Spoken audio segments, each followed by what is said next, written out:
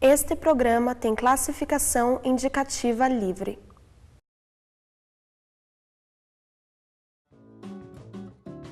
Olá, como vai você? Começa agora o Caldo de Cultura. E neste programa nós viemos até o Museu Paranaense, que neste ano completa 136 anos de história. Mas tem muito mais cultura neste caldo. Você vai conferir a exposição Múltiplos do artista plástico Paulo Dias. A mostra coletiva que está na Sala do Artista Popular. Um dos maiores festivais de animação do mundo, agora em Curitiba. E as críticas de cinema com Marden Machado. Não saia daí, está no ar o Caldo de Cultura.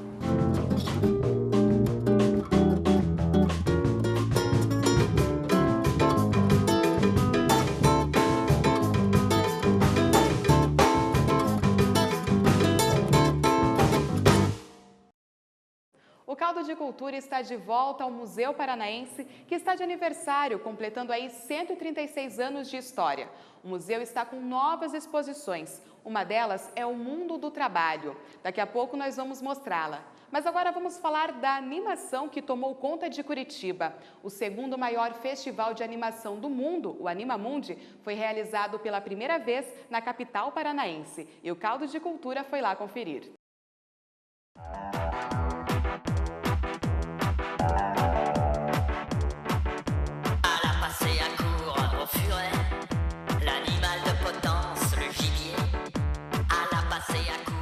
De personagens feitos com massinhas de modelar, passando pelos simples desenhos em folhas de papel ou até mesmo com recursos mais sofisticados, uma animação pode surgir. Isso o público do Animamundi Curitiba pôde perceber tranquilamente. As animações fizeram a alegria das crianças, mas os adultos também se divertiram e entraram na dança, mostrando que este tipo de filme não agrada apenas o público infantil. Rosélia é professora, trouxe os alunos para conhecer o festival e não ficou de fora da experiência. Somos professoras, queremos aprender, participar, é bem interessante essa primeira vez que o Animamundi vem a Curitiba. Adoramos, estamos aqui montando a nossa historinha com massinha. Segundo semestre aumenta a atenção dos que vão prestar o vestibular. Lucas que o diga. Parar para usar a criatividade é uma boa opção para eliminar o estresse, não é mesmo, Lucas? Como estão chegando os vestibulares agora, a gente precisa dar uma descontrair um pouco, né? Estressar um pouco. Desestressar, relaxar um pouquinho, porque depois vem a maratona de vestibular toda semana. E o que você está fazendo? Qual vai ser a história sua? Já tem ideia? Mais ou menos. Vai ser um monstrinho que vai chegar e daí vai escorregar numa banana, escorregar na poça d'água, vai bater na árvore, a árvore vai cair em cima dele e tudo vai explodir.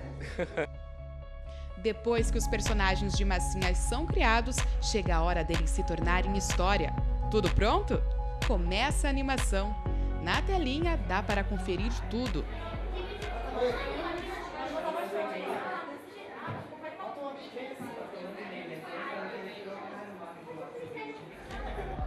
E para quem gosta de desenhar, lápis e papel na mão. É hora de criar os personagens. Depois, os desenhos são colocados neste cilindro. É aí que a mágica do cinema acontece. Basta um movimento e o desenho lá dentro dá vida a mais uma história.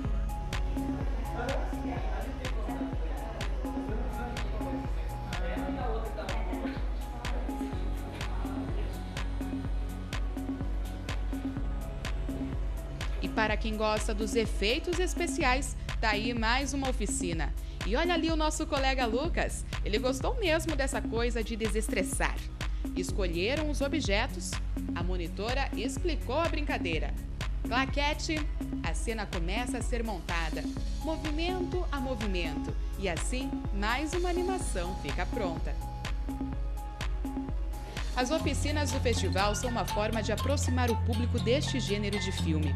Essa é a 20ª edição do Animamundi, que é realizado anualmente nas cidades de São Paulo e Rio de Janeiro. O festival se tornou uma referência mundial. É um espaço para conferir as novas animações que surgem no país. Quando a gente fez há 20 anos atrás, quando eu falava que eu era animador, as pessoas pensavam que eu fazia festa infantil, sabe? Ninguém sabia o que era animação. Então, mesmo a animação brasileira, quando se falava 20 anos atrás, a animação no Brasil era uma coisa para criança e era só Disney, Hanna-Barbera, filme japonês, essas coisas. O festival foi feito para justamente mudar esse cenário e a nosso favor, da animação brasileira. Por dois lados. Primeiro, para mostrar que a animação não é uma coisa só para criança. A animação é uma arte. Uma animação é uma arte completa, é uma arte que ganhou muito com o desenvolvimento tecnológico e se transformou hoje em dia numa grande potência de comunicação, a animação. Curitiba recebeu o festival pela primeira vez. O polo de animação no Paraná cresce a cada ano. Na edição do Animamundi São Paulo, por exemplo, uma das atrações foi o longa Brichos, do paranaense Paulo Munhoz. A gente recebe muitos filmes paranaenses no festival, a gente está vendo que a evolução aqui está indo muito grande mesmo. Está se tornando um polo de animação no Brasil, o Paraná. A gente recebia muitos pedidos também de pessoas que queriam ver os filmes, queriam que o festival viesse para cá. E aí então a gente veio com essa proposta de tentar aqui aglutinar, né, atrair todos os interesses de animação, reunir todo mundo num só lugar nessa festa que é o festival. A gente fez uma mostra especial para cá, para Curitiba. São mais de 70 filmes, são 11 programas diferentes, sendo 3 longas-metragens e o resto são programas de curtas, né? Tem 3 programas infantis, o resto é programação para adulto. Como eu falei, a gente tem a proposta de provar que a animação é para adulto. A gente também tem as oficinas. Isso é um diferencial do Animamundi, isso é uma coisa que a gente faz desde o primeiro ano e trouxe uma repercussão enorme, porque aqui as pessoas entendem um pouco melhor o que é fazer animação. E também aqui, ao longo desses 20 anos, a gente tem muitos autores que vieram com o tamanho dessa turminha que está fazendo aí, né, vieram para cá e hoje em dia são autores, estão com filmes no festival, são animadores. Aqui que eles ficaram contaminados pelo vírus da animação, que é altamente contagioso, né?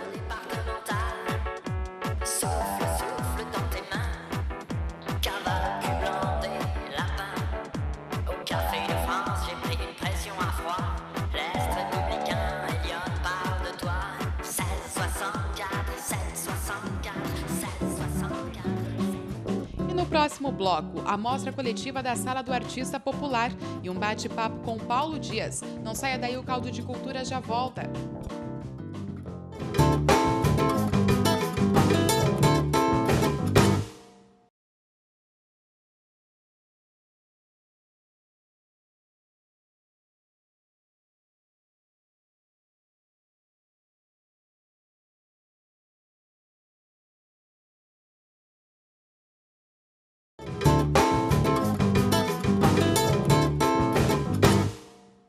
Olá, estamos de volta e continuamos aqui no Museu Paranaense.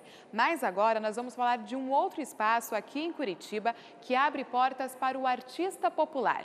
Para aquele artista que pinta, cria, desenha pelo simples prazer de estar em contato com a arte. Eu estou falando da Sala do Artista Popular. O Caldo de Cultura esteve lá para conferir uma exposição coletiva que reuniu 2 artistas. Um deles é apaixonado pela arte desde criança. O outro se encantou por este universo depois da aposentadoria. Confira.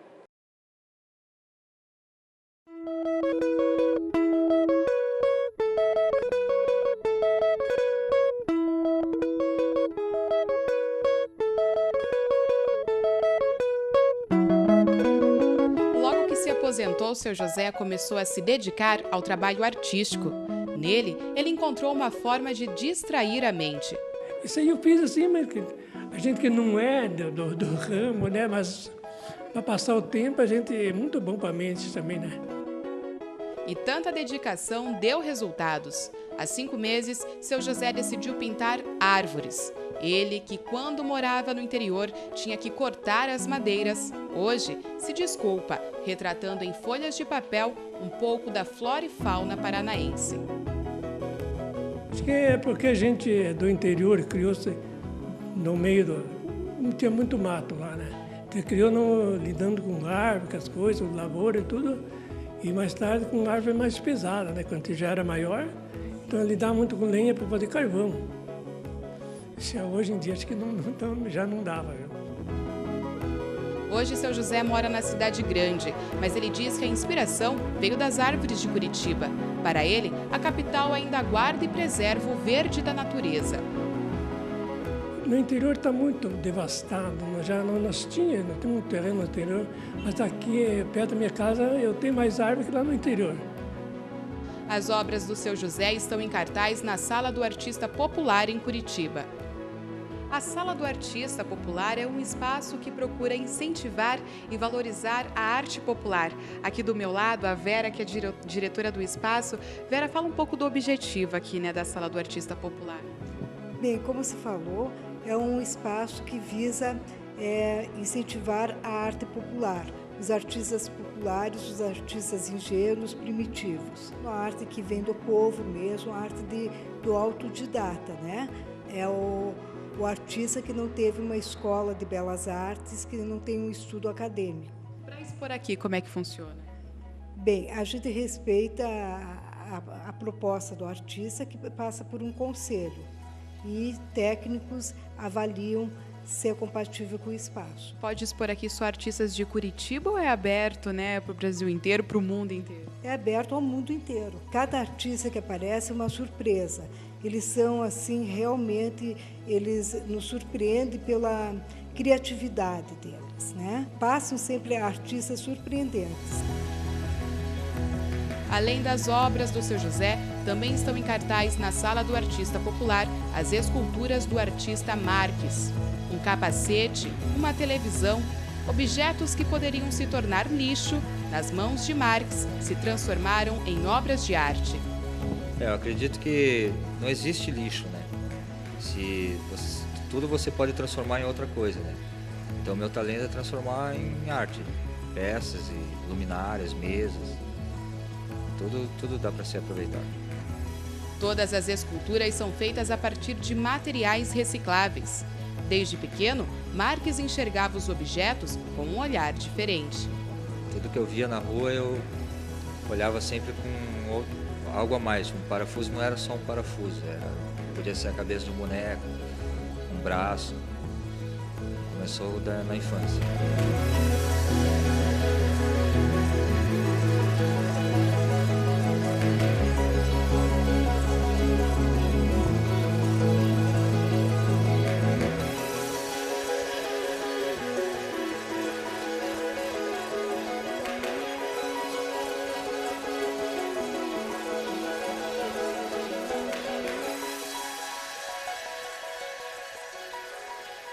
No Museu Paranaense também está em cartaz a exposição com o acervo de Vladimir Kozak, naturalista tcheco que viveu no Brasil entre as décadas de 20 e 70 do século passado.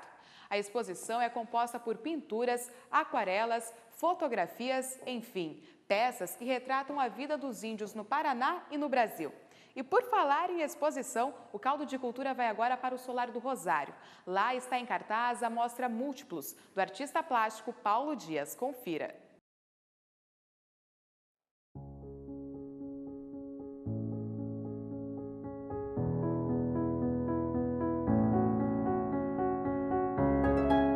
Com criatividade, a figura humana foi retratada por Paulo Dias na exposição Múltiplos.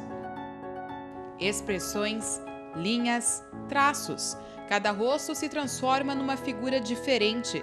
Cada corpo tem um estilo marcante. Ele não usa modelos. A inspiração vem de fotografias de revistas, de jornais ou de pessoas que ele encontra nas ruas ao seu redor. A figura humana eu acho interessante pela variedade assim, de formas que você pode conseguir. E acho interessante também pela complexidade da figura humana enquanto forma. Porque o ser humano, embora ele seja assim, simétrico, né? Ele assume poses e se coloca em situações assim, muito interessantes, que às vezes você até pode imaginar assim, com o seu corpo humano como se fosse uma paisagem, uma coisa assim. Então, é muito rico, né? Em termos de forma e a maneira como a luz atinge, né? Também a figura humana cria também uma grande variedade assim, de formas. E é isso que me atrai assim, mais do que outras coisas, né? As obras da exposição passam pela pintura acrílica, pelo desenho e até mesmo pela gravura, mostrando um pouco da variedade que está presente no trabalho artístico de Paulo Dias. O fundamental da arte é a expressão criativa. Então, o artista, ele cria uma obra de arte, aquela obra de arte ela vai se comunicar com o público. Então, eu acho que é interessante quando as pessoas veem uma exposição, elas vão ver coisas diferentes. Então, para na frente de um quadro, ela vai ver uma coisa. Para na frente de outro quadro, vou ver outra coisa. Eu, pelo menos, tenho bastante coisa a dizer com esse negócio de arte.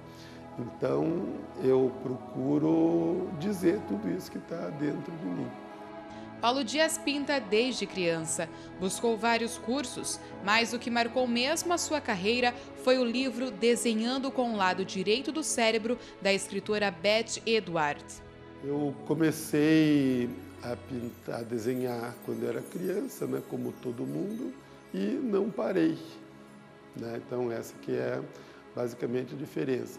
Então, eu estudei pintura com alguns pintores, fiz curso de gravura lá no Solar do Barão, onde assim, eu senti assim, que eu comecei a fazer uma coisa mais profissional. Né?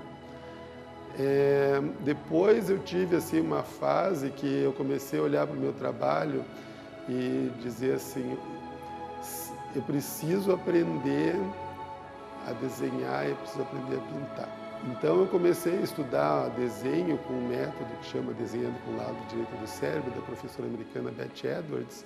Eu aprendi lendo, né, estudando. Comprei muitos livros sobre pintura, muitos livros sobre desenho, mas o fundamental foi esse livro que chama Desenhando com o Lado Direito do Cérebro, que é um livro assim, muito famoso, né, o único best-seller que existe assim, em desenho é esse aí.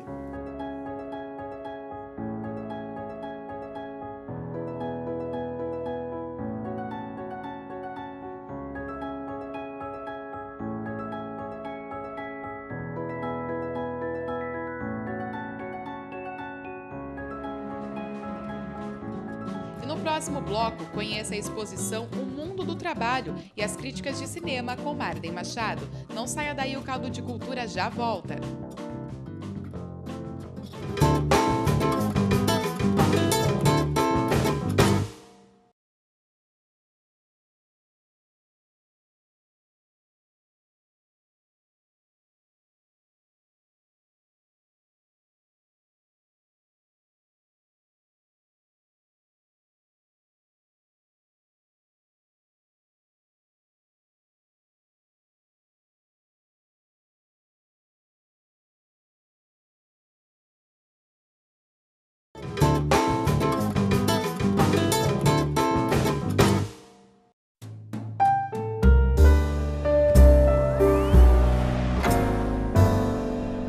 O principal lançamento dessa sexta-feira é uma ficção científica que lida com viagem no tempo.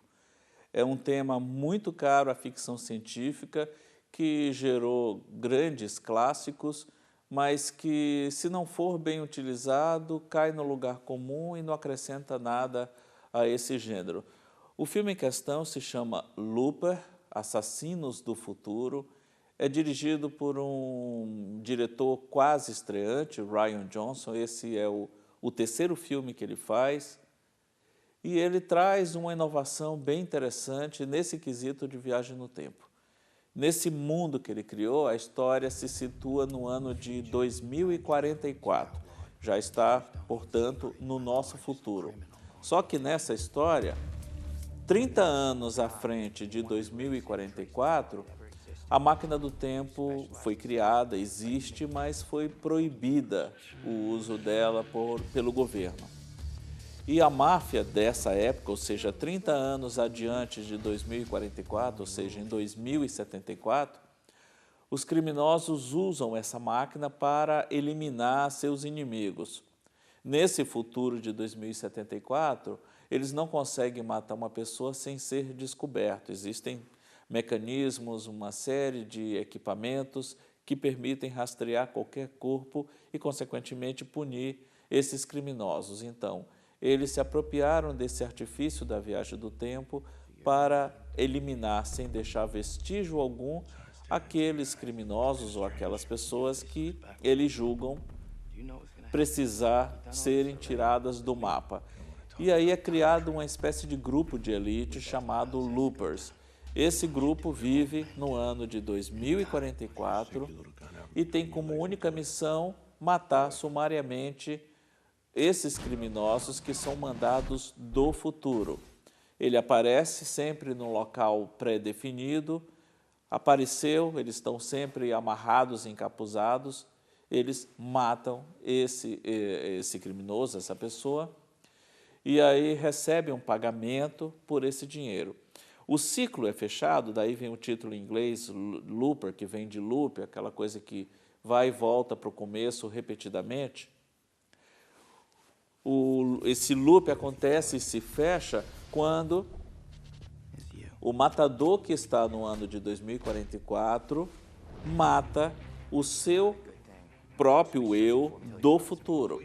A coisa parece meio confusa, mas o filme explica muito bem esse mecanismo e a gente consegue entender. Eu falando aqui parece ser muito complicado, mas não é. A lógica do filme funciona. Claro, desafia uma famosa lei da física que diz que dois corpos não podem ocupar o mesmo espaço. Ele fere essa lei, mas isso facilita a narrativa em muitos aspectos. Então, quando esse ciclo se fecha, quando o assassino mata o eu próprio dele do futuro, ele deixa de existir naquela outra dimensão e tem 30 anos, já sabendo que dali a 30 anos ele vai ser eliminado. Ele pode levar, se quiser, uma vida de rei nesses próximos 30 anos, porque ele é muito bem pago por isso. A coisa se complica justamente quando aparece a figura do Joe, que no futuro é vivido pelo Bruce Willis e no presente do filme pelo Joseph Gordon-Levitt, quando os dois se encontram e a coisa não acontece como deveria acontecer. O filme cria uma tensão muito grande, um pouco de vingança, um pouco de tentativa de redenção, mas tudo de uma maneira original, muito bem contada e envolvente da primeira à última cena. Loopers, Assassino do Futuro, é uma boa pedida para aqueles que gostam de uma boa ficção científica e, em particular, de filmes que envolvam viagem no tempo. Você já parou para pensar que, ao longo da história, surgiram várias formas de trabalho? Trabalho escravo, trabalho indígena, trabalho de ofícios? Mas qual será a ligação que esses diferentes modos de trabalho têm com as mudanças nas relações sociais? Essa e outras reflexões foram abordadas na exposição O Mundo do Trabalho, que está em cartaz no Museu Paranaense. Confira.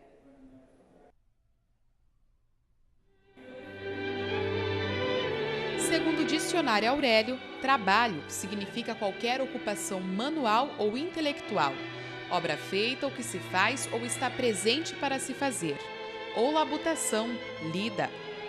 Nessa exposição, o público pode perceber como era o trabalho indígena, que tinha ligação com o modo de vida e rituais de uma determinada tribo. O trabalho para os índios não era voltado para a acumulação de produtos ou para a venda, mas para a sobrevivência. O mundo do trabalho também fala do ofício de barbeiros, de alfaiates, pessoas que trabalhavam praticamente sozinhas e produziam em pequena escala. A noção de trabalho que temos hoje surgiu a partir do século XVIII, com a Revolução Industrial, fenômeno que mudou as relações sociais. A produção passou a ser em série, cada vez maior. As mulheres que antes se dedicavam ao trabalho doméstico passaram a trabalhar nas fábricas. Chegamos à era moderna, do capital, surgem indústrias, o comércio se fortalece. O mundo do trabalho nos convida a viajar por essas mudanças históricas e a refletir sobre elas. Na verdade, o Museu Paranaense, com essa exposição, que faz parte da Primavera dos Museus e também se insere na comemoração de 136 anos do Museu Paranaense, que, aliás, estamos comemorando esse dia 25 de setembro, é uma exposição que busca trazer uma reflexão sobre os diversos elementos ligados à questão do trabalho, né? Passa desde o trabalho indígena, que é um trabalho não acumulativo, né, mais ligado à questão da sobrevivência, passa também por questões relativas ao trabalho feminino, ao trabalho escravo, o trabalho industrial, né, nas diversas fases, né, da vida da sociedade brasileira. Com isso, a gente quer colaborar, né, a gente participa desse esforço do governo federal e do governo estadual de, nesta Primavera dos Museus, pensar essa função social do museu. A exposição faz parte das comemorações de aniversário do museu, que buscam mostrar ao público a função social deste espaço. Mais do que ser um depósito, né, de coisas velhas, que é uma ideia que está muito ligada à questão do museu, o museu ele é um lugar de reflexão, de produção de conhecimento, né? Aliás, o Museu Paranaense e a Universidade Federal do Paraná têm uma ligação profunda, né? Desde a criação de diversos departamentos, nós sempre tivemos, o nosso museu e a universidade sempre tiveram uma ligação muito próxima, né? O museu é um lugar para se pensar, é um lugar para se refletir, né? Por exemplo, numa exposição como essa, a gente pode suscitar nos estudantes, nos alunos, nos visitantes que vêm até o museu, a possibilidade de pensar sobre o seu dia a dia, né? Para que se trabalha, para que se acumula, a questão da competitividade, né? A questão das diferentes formas de trabalho que uma sociedade pode abranger. E isso tudo está colocado, né? Então, o museu não é apenas aquele lugar das coisas velhas, mas também do pensamento do novo e que esse novo pode, inclusive, modificar as relações futuras de uma sociedade.